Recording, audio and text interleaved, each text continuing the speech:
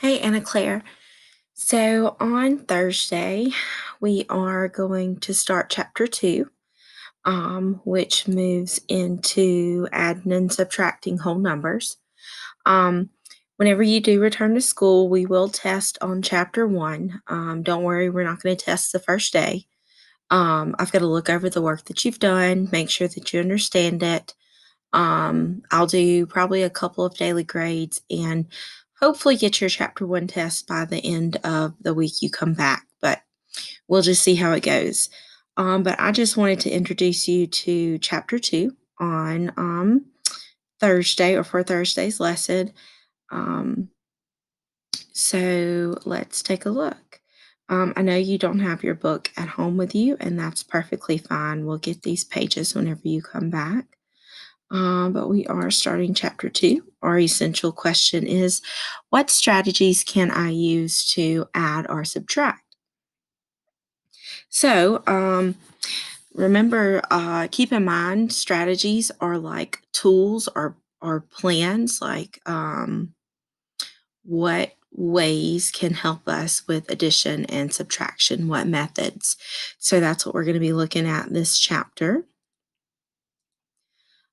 It is important that you begin studying your vocabulary words, especially these properties of addition, and we're going to have some subtraction rules too. I am going to have another Quizlet for you, so you can study these. Excuse me. Now, the subtraction rules aren't on here, but they are on the study guide that I've posted in Google Classroom for you. So let's keep going. All right, so we're going to take a look at these addition properties and subtraction rules. Um, it tells us that addition properties can be used to help solve addition problems. So these properties of addition are just basically these things that have been proven true. So let's look at these addition properties down on the bottom of page 61. So we have 3 addition properties, and I'm sure that you've heard of them. The first one that we're going to look at is the commutative property of addition. And just make sure you study these because we are going to have a pop quiz on them, and they will be on our chapter 2 test whenever that gets here.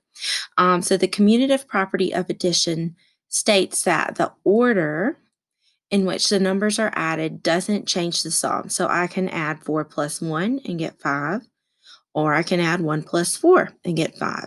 So with this one, I will often nickname it the flip-flop method.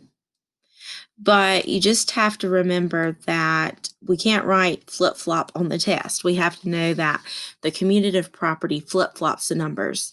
We have to know that the commutative property means that the order of the addiends, which are the numbers being added to get the sum, the order of the addiends doesn't matter. The sum's going to be the same. Like if I had 22 plus 1 plus 5, it's going to be the same as 5 plus 22 plus 1, as long as those numbers are the same numbers in front of this equal sign, or on whatever side of the equal sign. So let's look at the next property, the associative property of addition. Um, the associative property of addition states that the way in which numbers are grouped when added does not change the sum. So a lot of times you're going to see groups with the associative property, and how we know that they are groups is by the parentheses. Now on your study guide on Google Classroom, it calls this one the buddy rule because our numbers are kind of put in groups with their buddies, and they change up buddies. So, or the parentheses change groups, sorry. So let's look at this. The parentheses in this example is around 5 plus 2, which means we have to add that first. So our parentheses mean that we have to pay attention to those numbers first. So 5 plus 2 is 7. Then I bring down my 3, and 7 plus 3 is 10. But over here, notice that my 5 and my 5, my 2 and my 2, and my 3 and my 3, they didn't change order because that would have been the commutative property. The order didn't change. The only thing that changed was that I have this group with parentheses. And I know I drew over it, but my eraser isn't working.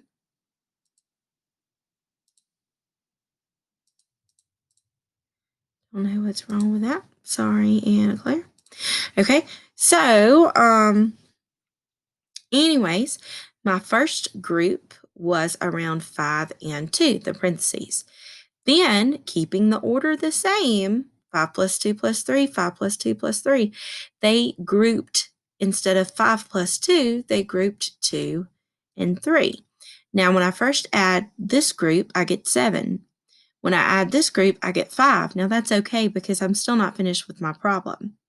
So if we continue on our problem and add 5 plus this remaining 5, I get 10 here, and I get 10 here, which shows the addition property, the associative property of addition to be true. So remember, the commutative property is the flip-flop property. The commutative property states that doesn't matter the order of the addiends, which are the numbers being added, your sum will always stay the same. The associative property is where you're going to see parentheses because the buddies are grouped. It doesn't matter which numbers are grouped, the sum is not going to change. And then I think this one is the easiest one to remember of the three, and it is the identity property of addition. The identity property of addition says the sum of any number and 0 is that number. So basically anything added to 0 is that other number. So 8 plus 0 is the other number, which is 8. 0 plus 8 is the other number, which is 8. How I remember this one is the number keeps its identity. And on your study guide, it's called the me. The me rule, I believe, is what it calls it. Because that number that's being added to 0 is still going to stay the same. So anything added to 0 keeps its identity. That's the identity property of addition.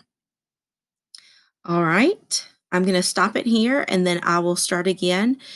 So we can look at the subtraction rules. But first, let's go up here. Let me see if I can get this thing to erase. Don't know what's going on with this.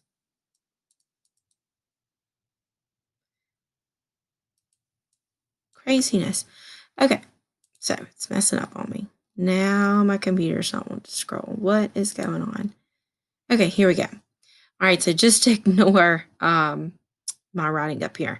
So before I end it, let's look at this example to kind of give you an idea of these addition properties. So Carlos is buying the items shown. Does the order in which the musical instruments are scanned change the total cost? So right now, just by them asking me about order, I should be thinking of that flip-flop property, the commutative property. So this is like, I always compare it to going to Walmart. Whenever you go to Walmart and you you put your items on the little conveyor belt, doesn't matter what order you place those items up there in, your amount, your total is still going to remain the same. Well, that's the commutative property, and that's what's happening here. It doesn't matter if they scan the triangle first and then the drum, because they're going to get $30 here, or if they scan the drum first and then the triangle, guess what? They're still going to get 30. So this is just a property of addition that states if I change the order of the addiends, my sum is going to stay the same. I hope this has helped. Be sure to study your study guide on Google Classroom.